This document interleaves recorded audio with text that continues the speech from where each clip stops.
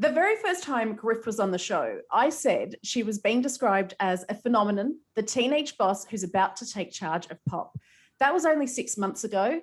And in that 6 months, she's not only lived up to that, she's doing so much more. She won the BRITS Rising Star Award. You can see her face plastered all over massive billboards in London and New York. And the likes of Taylor Swift and Kendall Jenner are telling us to listen to her music. Griff, it is fantastic to have you back on the show. Hi, good to see you again. What a 6 months, Griff. It's been crazy. When I first spoke to you, we were talking about the fact that, your music was doing well and you'd appeared on in a couple of magazines. And then you said to me, I only imagined writing the songs. I never imagined all of these extra bonuses.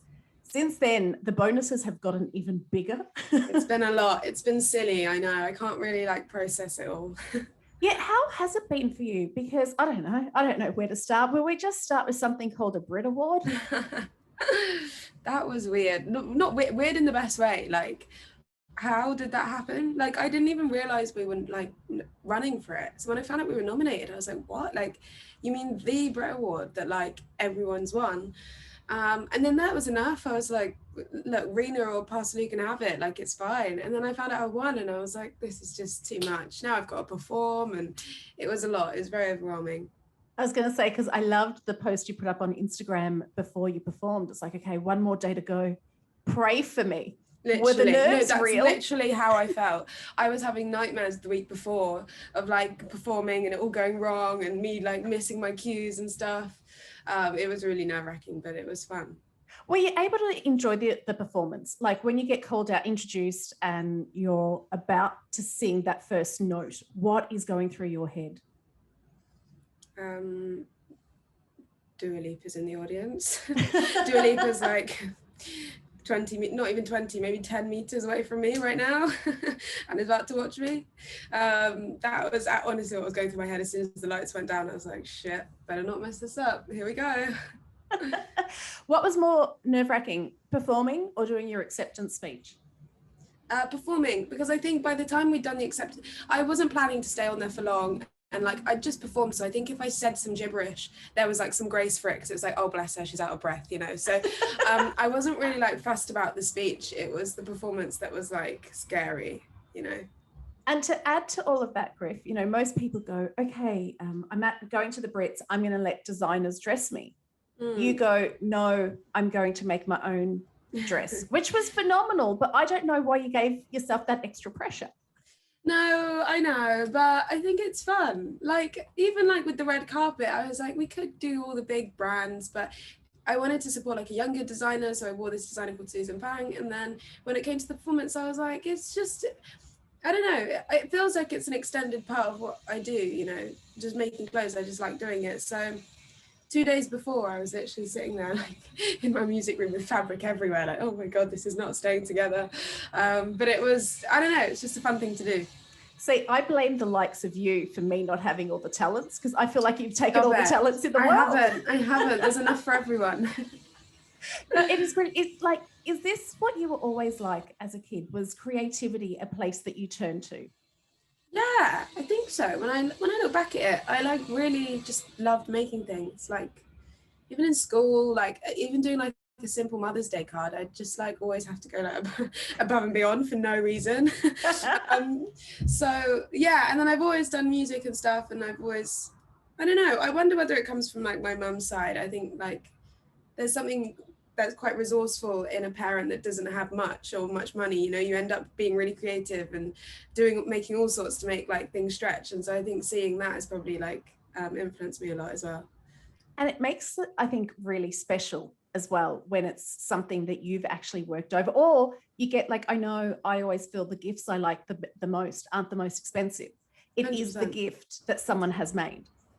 Yeah, 100%. So, and hopefully that's how people feel when they come across my music. Hopefully it feels it's more authentic and more special because I've really had a hand in everything. So yeah. Well, someone who feels like that about your music is Taylor Swift. And, the morning of the Brits must have been so mad. As an 8-year-old, you had her in your iPod Yeah. She sends you haven't even met her, and she sends you a bunch of flowers, and then you end the so night weird. sharing chips. It was Please crazy. talk me through that experience. Well, I'm getting ready in the hotel room. I'm like, oh, need to go to sound check. And yeah, the flowers appear. But like, I'm not even sure it's Taylor Swift. It was so mysterious the way she signed it off. It was like, you know, go well. Hope I get to say hi from your friend Taylor. And I'm like, I don't have a friend called Taylor, but like, surely Taylor Swift hasn't done this. And so I freaked out. I put it on my story. Everyone was like kicking off on Instagram. And then it turns out it was from her. And then I met her after the night. And yeah, we just like chatted for a bit, and it was like really surreal. You didn't only chat, you shared chips. We did. She's like, you want a chip?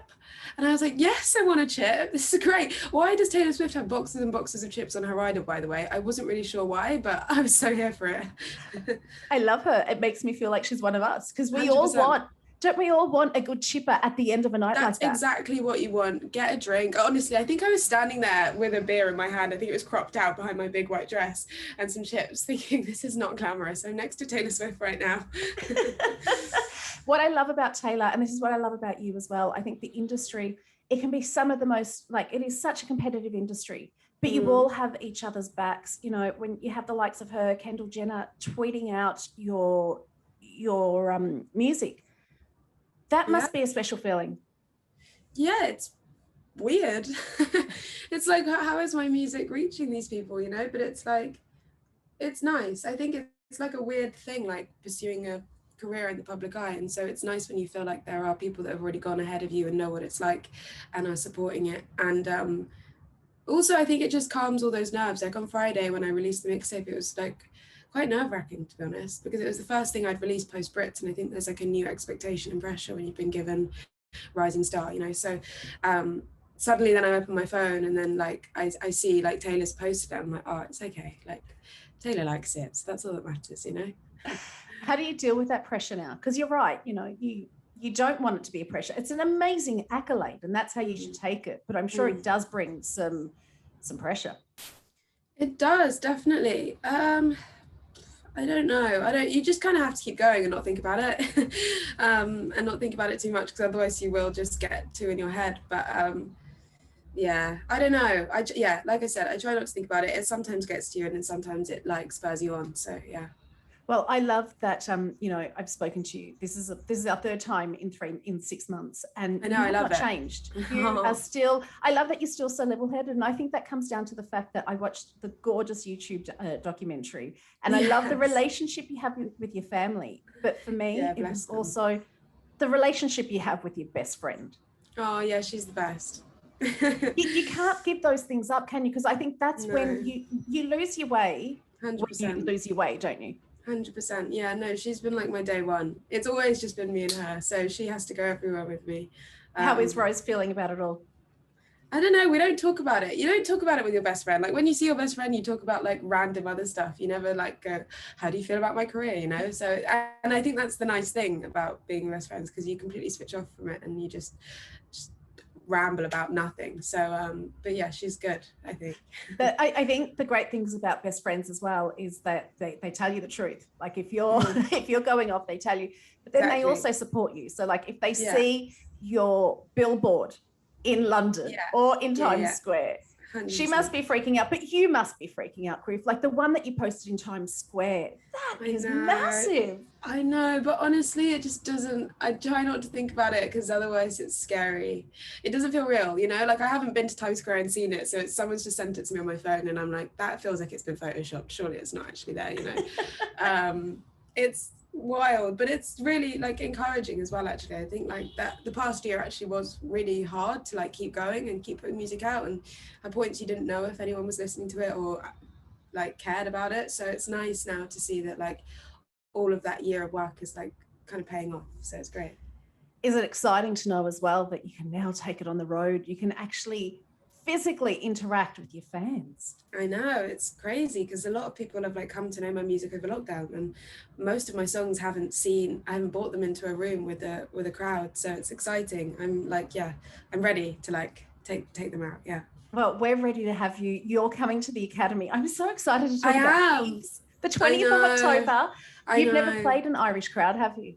I haven't. Well, tell me, what am I in for? There is nothing like it, Griff. And I can say this because I'm not Irish. And I know that anytime I go to gigs, I get so emotional they get so into it. And it is just, and most artists you talk to will say, my favorite gig was an Irish gig. I love that. So good. There's nothing worse than performing in front of like stone-faced people that are just like, you know, doing nothing. So I love that. I can't wait to come. Well, do you know, I don't know if this is a myth or if it's true, but Madonna refused to let non-fans in the front row anymore. Because, you know, usually these are, the tickets are really expensive. So people who have the money snap them up. She gives them to her fans. So I love that. The people that you can actually see are the ones that you want. That. Yeah, you need them spurring you on. It's like a whole hour of trying to entertain people. So I love that. So what are you doing? What for the tour? What can you tell us? Oh, I haven't thought about it, to be totally honest with you. I know that it's happening. It's in October. We're obviously going to be doing, I think we'll do a lot of the mixtape, and then we'll obviously do old songs. And I don't know otherwise. We need to sit down and think about like the production, because I think it's important to make it like as visually compelling as it is musically. So we need to get into it. Are you going to be making your own costumes? I think I shouldn't I? Maybe not the whole thing, like please don't take all of that on board, but maybe a couple, maybe like a thing, like a here or there, like maybe I make a top, I make a exactly. We'll see. you'll have quite a bit to be doing. I noticed in the documentary you said you're a massive hoarder, and I think I'm like you. I like to keep like the tiniest, someone 100%. Else will see it and go, it's ridiculous. What is the most ridiculous thing that you have kept from this last 6 months? What's the most ridiculous thing? Did you see the egg? No. What is the egg? Do tell. I did a performance for Shade of Yellow, and the set design was all these eggs, and they're just these like cardboard eggs. Like, why am I taking that home? But obviously I'm like, no, someone's worked on this for hours. We paid lots of money for this set design. I'm taking an egg with me, and so there's a huge egg, probably like this big, sitting on my piano. So if you go back and watch the documentary, you'll see it. Oh my god, Griff, as I said, this is just the beginning. I think you need to actually build a room for all this stuff that you're going to be collecting. No, I know it's too much. My poor mum as well was like, you can't bring any more things home. You know, all the gifting and the stuff, it's too much. What has been the most surreal experience, music aside, in this last 6 months? Most surreal experience, music aside. It's getting recognised as weird. Suddenly I'm walking through London and people are like, hi, and I'm like, oh my god, I've got a mask on, how do you even know who I am? That's pretty surreal. And then the gifts are quite surreal as well. I don't know if people really talk about how much you get gifts when tell us. Like I get sent things and it's too much. I'm like, Gucci sent me like a bag, and I'm like, why? Like, I know, that's pretty surreal, the gifts. But I'm gonna be real with you. Yeah, it's a lot. Griff, I have to wrap it up. It is, as always, it has been such a pleasure. I can't wait for the 20th of October for 2 reasons. One, to see you perform, and the second one is selfishly, I need to meet you in person. No more 100%. Zooms. No, I'm done with Zooms. We need to meet. Yes. I can't wait. Griff, congratulations. And oh my God, October's only a few months away. Who knows what's going to happen between now and then? Thank you. I can't wait.